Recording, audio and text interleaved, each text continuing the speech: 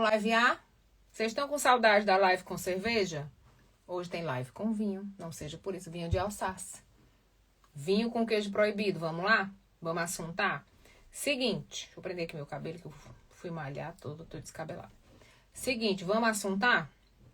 Eu vou já postar um vídeo pra vocês sobre a questão da comunicação. Olha, ela tá ficando musculosa. Vamos assuntar live com wine. Wine e queijo proibido. Vamos assuntar o seguinte. Vocês mandam um assuntinho pra gente assuntar, tá?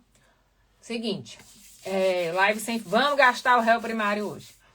Eu postei no meu stories um vídeo do Paulo Vieira, certo? Live com wine. Live avec wine. Onde ele fala que ele construiu uma cena do pai pedindo desculpas pra mãe, porque foi uma cena que ele gostaria de ter visto, mas que ele acha que faltou. Então ele criou isso. Ou seja, ele trouxe essa ideia. Postei esse vídeo e a mulherada falou o seguinte: Leiliane, eu não gostei do relacionamento dessa mulher com esse homem, porque parece que ela amava, que ela era o segundo amor dele, né? O primeiro amor era o amigo. Primeira regra, gente. Toda relação é retroalimentar. Não existe relação perfeita. Então, cada casal tem o seu próprio arranjo, tá? Não existe uma fórmula mágica que funciona para todo mundo. Não existe uma fórmula perfeita que funciona para todo mundo. Então, aquilo que às vezes para você é um problema, para aquele casal é uma solução. Aquilo que para você seria uma dificuldade, para aquele casal é uma solução. Então, cada casal tem uma particularidade. O que a gente não vai aceitar? Violência, tá certo? Violência, vício, etc. No mais, cada um tem o seu arranjo. E o arranjo deles era esse, tá? Então, não existe aqui um certo e um errado, um maior amor, um menor amor. Existe um arranjo coletivo. Eles tinham esse arranjo. E muitos casais são assim, né? Eu falo para meu marido, eu digo, eu sou a terceira. Porque primeiro vinha o trabalho, depois vinham os e-mails urgentes, depois eu. Isso aí já ficou claro para mim. Tintim. Seguimos o baile. Vocês vão mandar um assuntinho. E aí, a gente precisa entender o seguinte. Quando o Paulo fala sobre isso, ele está falando de uma coisa chamada educação e testemunho. Quantas vezes a gente assistiu novela e através das novelas nós descobrimos pautas como crianças desaparecidas, sequestros, violência doméstica, adoção, né? As novelas tinham esse papel na nossa vida. Então, quando a gente está falando de arte, de construção de arte, a gente também está falando de educação. A arte, ela grita o que a sociedade está vivendo e não sabe como clamar. Eu não tenho oportunidade de clamar. Então, quando ele cria essa série e, ao mesmo tempo, ele cria uma cena porque ele sente a necessidade, ele está justamente trazendo para dentro da série essa questão da educação, essa questão da tarefa social da arte. A arte tem essa tarefa social de suprir algumas necessidades da população. Então, ele cria essa cena justamente falando o quê? O meu pai não teve a oportunidade de aprender esse modelo de diálogo. O meu pai não teve a oportunidade de aprender esse tipo de relacionamento. Mas eu agora tô com um negócio na mão. Eu vou deixar passar? Não, eu não vou deixar passar. Agora é a minha vez, agora é a minha parte. E aí ele constrói essa cena, né? E traz esse diálogo. E traz para os homens que vão assistir essa cena exatamente a possibilidade desse aprendizado. De entender, cara, faltou um pedaço ali.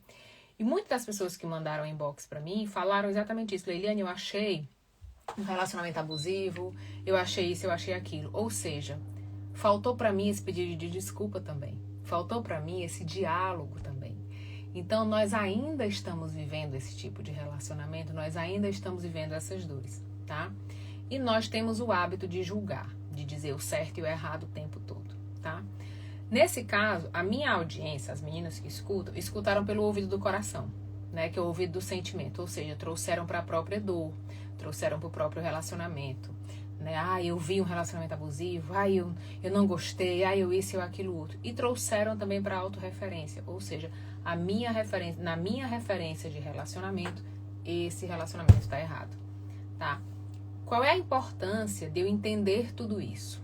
É que muitas vezes você vai perceber que as pessoas estão conversando sozinhas, elas não estão conversando com outras pessoas, tá? Então, quando a gente fala de comunicação, ontem eu separei vários vídeos pra gente analisar a comunicação, lá na turma do pessoal de comunicação, você vai ver que muitas vezes as pessoas falam sozinha. Eu falo muito, gente, eu trabalho entre o que se diz e o que se quer dizer. E é incrível como as pessoas querem dizer uma coisa e acabam dizendo outra. Porque tem essa falha na comunicação. E onde é que eu falho na minha comunicação? Às vezes pelo sentimento, às vezes pela dor, às vezes pelo estresse que eu tô vivendo, às vezes por eu não entender qual é a minha tarefa nessa relação, qual é o meu posicionamento em relação a essa situação, e aí eu fico inflamada, né, pelos estímulos externos e acabo me perdendo nas palavras. Quando eu olho, já foi, né? Quando eu vi, já era. E aí, às vezes eu produzo até prova contra mim mesmo, porque hoje em dia, em terra de WhatsApp e e-mail, tudo tá registrado. Você muitas vezes produz prova contra você mesmo, se você não entender, né, o que o outro quer dizer. Manda aí um assuntinho pra gente assuntar. Aproveita que eu tô tomando vinho, gastando meu réu primário. Uma hora eu tô vermelha já, ó. Gente, eu não bebo. Aí eu invento. Na metade da taça eu já tô, ó, indo embora. Indo embora. Amanhã eu vou de travel outra vez. Ó, presta atenção. Amanhã vai começar a saga do proibido. Nós vamos na França. Porque acabou o queijo proibido. Se você não conhece a história do queijo proibido, você não está seguindo esse perfil direito, tá? Isso quase causa um divórcio aqui em casa. Então acabou o queijo proibido e amanhã nós vamos lá na França procurar o queijo proibido para comprar outra vez. Para evitar o divórcio, entendeu? Por quê? Porque no arranjo desse relacionamento aqui existe uma regra. O que a mãe gosta, ninguém mexe. Eu sou muito chata de gostar das coisas. Pra eu dizer assim, uma coisa é boa, que o lugar é bom, mas se eu gostar, não mexa. E aí, pra você que tá acompanhando a história de por fora, o que aconteceu? Eu fui na França com a minha amiga, né, de férias de mulheres, férias de amizade, e comprei um queijo, e eu não achava que era tão maravilhoso, mas era maravilhoso. Cheguei aqui, meu marido se apaixonou, de tira a mão que eu trouxe um pra você. E estamos racionando esse queijo faz um mês. Procuramos de toda forma por aqui pra comprar, não encontramos, então vamos pegar, já todo mundo de férias, vamos pegar o carro e vamos lá de novo. Essa é a liberdade do digital, né? Eu trabalho online, então eu trabalhei muito até ontem, né? Fechei os meus horários até terça-feira, vou passear. Se aparecer alguma urgência, o computador tá na bolsa. Tenho 4 horas de estrada, 4 horas editando página, fazendo umas coisinhas e tal. Então, assim, eu não vendo o milagre do digital. Não existe trabalho milagroso, não existe como você dormir pobre e acordar rico em nenhum lugar do mundo, em nenhuma profissão. Mas eu, como mãe, eu sou mãe de autista, eu sou, enfim, né, moro fora do meu país, o digital mudou o meu jogo. Mudou o meu jogo não só financeiro, mas mudou o meu jogo de aprendizado. Porque eu fiquei muito tempo presa no dia que eu ia voltar no meu país para poder terminar minha faculdade, ou no dia que eu ia voltar num país que eu dominasse o idioma. E sempre quando você muda de país, eu morei em vários países, até você traduzir, até você pedir a documentação, é uma lenda terrível. Quando você consegue, já tá na hora de ir embora. E aí, o digital no forma, assim, a história da internet, da educação online, tanto da faculdade como dos cursos, cara, facilitou muito a vida da gente. Muito, muito, muito, muito. Eu sou fã desse negócio. Eu sou fã. Muito fã. Eu vendo cursos online não porque eu vou dormir pobre, acordar rica, arrasta pra cima, espirrei, não. Porque eu gosto, eu aprendo online. Hoje eu comprei 2 cursos já. Hoje eu já comprei 2. Eu digo, vou viajar 4 horas, já dá pra assistir alguma coisa. Então, assim, eu tenho sede de aprender. Eu gosto de aprender. E eu convivo com muitas pessoas que gostam de aprender. E a gente ter conhecimento disponível hoje na internet é muito bom. Porque tudo aquilo que eu dependeria de pegar um transporte e estacionar e começar do zero, está disponível para mim. Então, é uma coisa assim que eu amo, que eu acredito, que eu sou fã. E acho super importante que a gente dê continuidade a esse processo. Com responsabilidade, claro. Não esse povo que dorme, né, vendendo mentoria louca, sem nenhuma responsabilidade. Vou falar um babado pra vocês. Quem me acompanha aqui viu isso.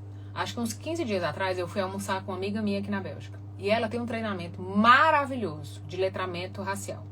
Eu falei, amiga, grava isso, cara. Grava isso, eu quero assistir. Grava, eu te ajudo a vida. Ela não sei fazer nada. Eu digo, grava, você tem um conhecimento fantástico. Grava, que eu mesma quero comprar e tal, não sei o quê. O que aconteceu? Ela pegou o corda, ela gravou. E ela lançou hoje esse produto. Hoje ela fala, Leiliane, eu vou vender porque você tá me dando gás, mas eu não sei fazer nada disso. Eu digo, mas você tem o principal, que é o conteúdo e a experiência. E ela hoje abriu venda. Aí hoje o menino Trump vai e faz um negócio desse. Que é a ausência do letramento, né? Tanto racial como sociocultural. Porque quando um cara que é um chefe de Estado diz assim, nossa, eu estou impressionada com a sua educação, né, o inglês que você fala é melhor do que o que nós ensinamos nos Estados Unidos. Eu digo, oi? Como é que um chefe de Estado diz uma besteira dessa? Entendeu? Um chefe de Estado diz uma besteira dessa. Ausência de letramento. Ausência de letramento social, de letramento cultural. E aí eu falei pra ela, amiga, como que você lança um negócio hoje e aí o Trump te liga pra te dar a cópia? O que aconteceu? Então, assim, olha quanto conhecimento a gente tem acesso hoje, entende? Hoje eu tô fazendo faculdade de filosofia, eu faço mestrado, faço um monte de coisa porque existe online, né? Aprendo muita coisa. Ontem eu comprei 2 cursos de avaliação, né? Porque eu tenho muitos pacientes com TDAH, diagnóstico tardio. Então, assim, tem muita gente que chega pra mim com um monte de demanda de que o casamento tá ruim, que não sei o que, que não sei o que. Quando eu olho, eu falo, tá, você tem direita e esquerda? Não. Decorou a tabuada? Não. Decorou o alfabeto? Não. Tem problema de lateralidade? Tem problema de espaçamento? Esquece a chave toda hora? Sim. Antes de fazer as coisas, começa 1000 coisas. Eu liguei. Vamos fazer uma avaliaçãozinha. Vamos fazer uma avaliaçãozinha, por quê? Mulheres, por exemplo, que não tiveram diagnóstico na época certa, com 40 anos, perimenopausa, o sintoma aumenta. Aquela preguiça vira estafa. Aquele esquecimento vira rotina. Então o sintoma vai lá em cima. Como eu sou do tempo que o autismo não tinha Instagram, eu reconheço muito rápido. Eu olhei e digo, já tenho uma setinha aqui. A Fernanda disse aqui, eu estou assistindo o curso de comunicação, ele está muito bom. A gente ainda vai subir mais aulas para o curso de comunicação. Cara, comunicação é tudo. Comunicação ou é dinheiro ou é prejuízo. Não tem intervalo. Ou com a sua comunicação você faz dinheiro, ou com a sua comunicação você está tendo prejuízo todo dia. Simples assim. Simples assim. Tá? Então, assim, eu estudei comunicação desde muito jovem, né? E aí aqui eu fiz algumas formações. Cara, se você não souber se comunicar, você pode ser o melhor profissional do mundo. Você não consegue estar numa mesa, você não consegue fazer negócios, você não consegue estabelecer confiança entre as pessoas. Você mete os pés pelas mãos. Você não sabe que horas é para ser amiguinho, que horas é para ser estruturado. Então, assim, comunicação é tudo. O Maturana fala que a nossa sociedade é uma sociedade que monta os acordos. Os nossos acordos, eles são montados na convivência e chancelados na comunicação, ou seja, ela silenciosa, falada ou escrita. Então, se eu não sei me comunicar, se eu não conheço a minha comunicação, o jeito que eu falo, eu vou metendo os pés pelas mãos, assim, direto, o tempo todo. Vou dar um exemplo simples para vocês. Eu, Liliane, falo palavrão. Eu sou coisa feia, gente mal educada. O que acontece? Eu sei o momento que eu posso falar um palavrão ou não. Beleza? Mas eu tenho uma filha autista. Ela não tem esse filtro. Então, se ela vê eu falando, ela repete. O que aconteceu? Eu tive que parar. Por quê? Porque entende? Na minha casa, que seria o ambiente mais livre, eu não posso fazer. Porque eu vou gerar nela um mau aprendizado. Né? Que horas fazer piada? Gente, o TDAH sem diagnóstico, que não conhece, o TDAH piadinha, pronto, coitado. Faz pena, porque quando ele é o TDAH piadinha, ele é exatamente aquela criança que conta uma piada fora de hora. Porque ele amadurece no conteúdo, mas não amadurece nas relações, né? Então ele conta piada fora de hora o tempo todo. Ele perde vários contatos, várias oportunidades, porque ele não consegue não ser engraçadinho. Ele não consegue entender, a fazer o que a gente chama de diferenciação. Ele não consegue fazer a diferenciação de ambiente. Então, a piadinha que ele contou no almoço domingo em casa, que todo mundo riu, ele vai contar na reunião com o chefe. E aí ele vai ser demitido. Porque ele não tem diferenciação. Então, assim, quem tem literalidade da linguagem, baixa flexibilidade, não pode jogar o jogo da ironia, não pode jogar o jogo do duplo sentido. Por quê? Vai jogar contra, vai fazer gol contra, né? Então, comunicação é isso. Se eu não conhecer, daí pra frente é só pra trás. Daí pra frente é só pra trás, tá? Manda aí um assuntinho, eu gosto quando vocês mandam assuntinho, amor. Eita, quase que eu derrubei o copo. Muriçoca me mordeu, gente. Aqui tá, verão tem muriçoca, né? Manda aí um assuntinho, que aqui são 11 da noite, eu tenho que arrumar minha mala, que a minha mala fica sempre por último, porque eu sou um bicho chamado mãe, que até agora tá trabalhando editando vídeo e pegando o celular de reserva e pegando o microfone para poder viajar. Senão, não é mãe, né? Senão não é mãe, né? Senão na vida não tem graça, tá? Descabelado, porque eu vim da academia, porque eu fui malhar, porque nem só de mundial vive o homem, né? Mas sim de treino e cardio todo dia. Todo dia. Tô ficando musculosinha. Por que choras? Por que choras? Tô ficando bonitinha, que eu tava muito flácida. Vocês não mandarem assuntinho, eu vou embora. Beber meu vinho em paz, comer o proibido em paz. Tá? Mulher, ó, vou dizer uma coisa pra vocês. Existe vida mais barata do que essa, mas não presta não. Presta não. Não sou uma pessoa da ostentação. Não defendo a ostentação. Mas eu gosto de um vinho bom. Eu gosto de um queijo bom. Eu gosto de ir pra Paris. Gosto de viver a vida. Departamentos que dizem que não tem responsabilidade por determinado contrato. Tem de nada, Fernanda. Não tem clareza da tarefa. Não tem clareza na tarefa. Então o contrato tá mal feito. Tá faltando cláusula nesse contrato ou tá aí são as leis veladas, né? Assim, quando um erro dentro de uma empresa, eu trabalho muito com estruturais em empresas, né? Uma empresa não aceita erros, porque erros numa empresa são prejuízos. Quando uma empresa aceita erros, ela está protegendo alguém. Fim de conversa. Uma empresa que repete um erro e que aceita um erro, ela está protegendo alguém, ela está a serviço de alguém. Provavelmente, a pessoa que está sendo guardada é alguém da família do dono da empresa. Tá? É alguém que ocupa um cargo porque é filho, porque é primo, porque é parente. Então, não existe probleminha de estimação numa empresa. Probleminha de estimação é uma relação de família.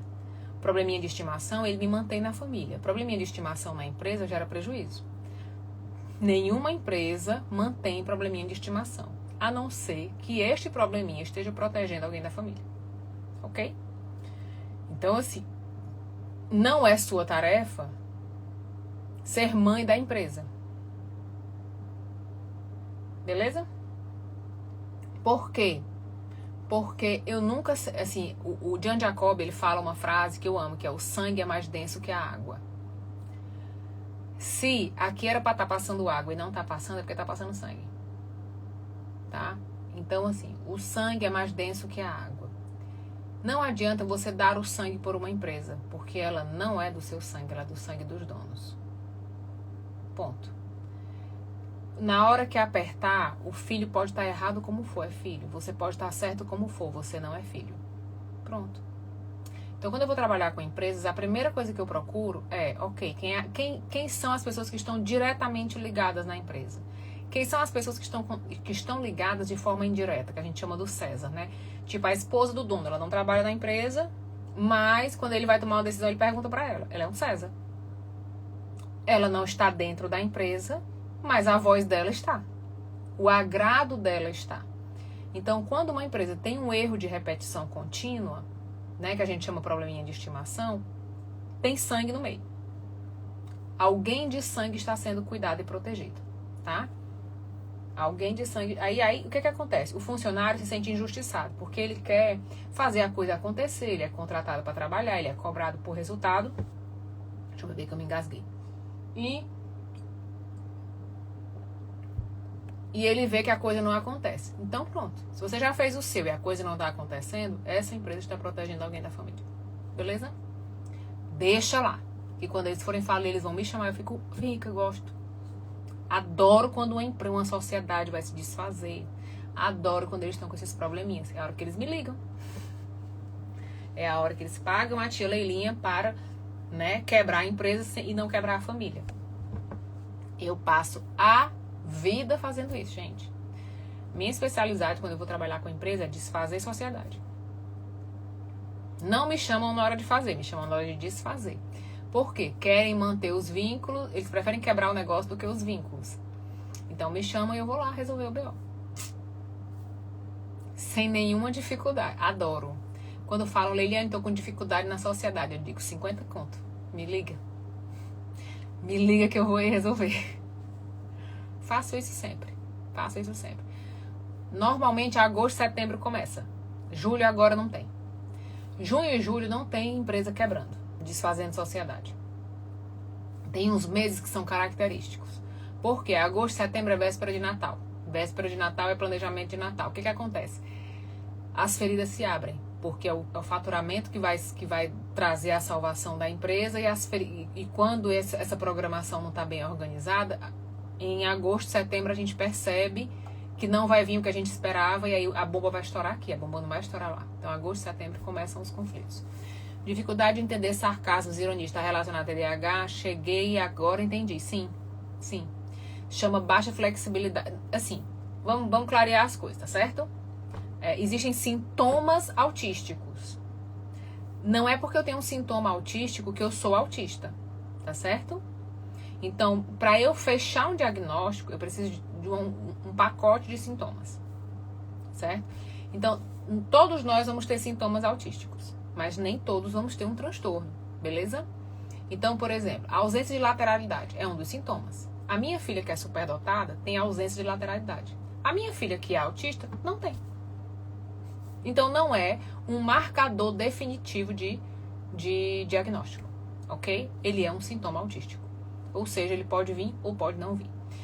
A dificuldade de entender ironia, de entender piada, de entender sarcasmo, é um dos sintomas bem marcantes. Por quê? Porque qual é a questão do processamento do autista ou do processamento do TDAH? Eles vão ter uma coisa chamada literalidade da linguagem, porque eles vão ter baixa flexibilidade, porque eles vão ter aprendizado eles vão aprender por aprendizado, não por espelhamento. Quando eu tenho aprendizado por espelhamento, eu vou vivendo as experiências e vou aprendendo. Eu vou vendo, então eu vou me adaptando e flexibilizando e absorvendo. Tenho baixo neurônio espelho, certo? Então eu só aprendo se alguém me ensinar, se alguém me disser. E aí eu não pego as coisas no ar. E aí eu vou ter dificuldade de entender a ironia, porque a ironia não é explicada, ela tá no ar. Eu tenho que deduzir, eu tenho que ter pensamento complexo, beleza? Leiliane, não desenvolvi pensamento complexo. Sou autista? Não. É um dos sintomas, dos sintomas autísticos, mas não é marcador definitivo, beleza? Mas dá sinais. A gente só precisa entender uma coisa, gente. Transtorno de desenvolvimento ou dificuldades não querem dizer burrice. As pessoas dizem assim, a fulana é muito inteligente. Eu atendo várias pessoas que são autistas superdotados e não entendem ironia. Porque uma coisa não tem nada a ver com a outra. Eu não entender a relatividade do pensamento complexo não quer dizer que eu não vou aprender. Não quer dizer que eu não tenho habilidade, que eu não tenho um QI alto, que eu não tenho inteligência. São coisas diferentes, tá? Então, a gente tem um hábito de que a pessoa que tem um problema, ou uma situação, ou ela tem um transtorno, ela é burra. Não. De forma alguma. De forma alguma. Pelo contrário, a maioria que eu atendo são superdotados. Eu atendo muito superdotado com várias dificuldades, né? De relacionamento, principalmente, quebra no relacionamento, porque o relacionamento humano é complexo, é adaptado. Onde a gente vai mais fechar o diagnóstico na questão dos relacionamentos. Porque o autismo, o TDAH, não sei o que, eles evoluem no conteúdo intelectual, eles evoluem no aprendizado, eles se formam, fazem mestrado, doutorado, fazem tudo. Eles não evoluem nos relacionamentos. Eles estão com 40 e se relacionam como se tivesse 15. Eles ficam no relacionamento adolescente durante muito tempo. Então, eles se relacionam como adolescentes, eles conversam como adolescentes, eles têm o diálogo adolescente, eles têm o nível de flexibilidade do adolescente, eles não passam dos 15 anos nas relações. Então, eles são... Vou dar um exemplo. O adolescente, ele fácil reclama de tudo. Não quero, não gosto, não gosto. Tem 3 respostas. Ele é exigente e aborrecido. Certo? O adulto, não. O adulto, ele sabe que ele vai ter que fazer acontecer. Ele sabe que ele vai ter que fazer ser bom, vai ter que fazer ser legal. Que não tem margem de erro no Ibope, que não tem espaço para dar errado, porque dar errado é prejuízo e etc. As pessoas que têm muita característica autística ou TDAH, elas não conseguem chegar nesse lugar. Entende? Elas continuam se relacionando como adolescentes, exigindo, reclamando, achando ruim. O mundo tá me devendo, o mundo tem que me tratar bem. Mais ou menos por aí que a banda toca. Então a gente vai perceber isso muito mais nos relacionamentos do que em sintoma clínico de aprendizagem, por exemplo. Porque eu posso ter dificuldade de aprendizagem e não ter autismo, e não ter TDAH. Tenho dificuldade de aprendizagem. Faço uma avaliação, coloco ele num programa especializado e ele vai acompanhar, acabou. Entendeu? É muito complexo isso. Tá muito na moda dar diagnóstico, mas é muito complexo. Tá? Leiliane, tu faz diagnóstico? Não. Não faço avaliação diagnóstica. Não tenho especialização de avaliação diagnóstica.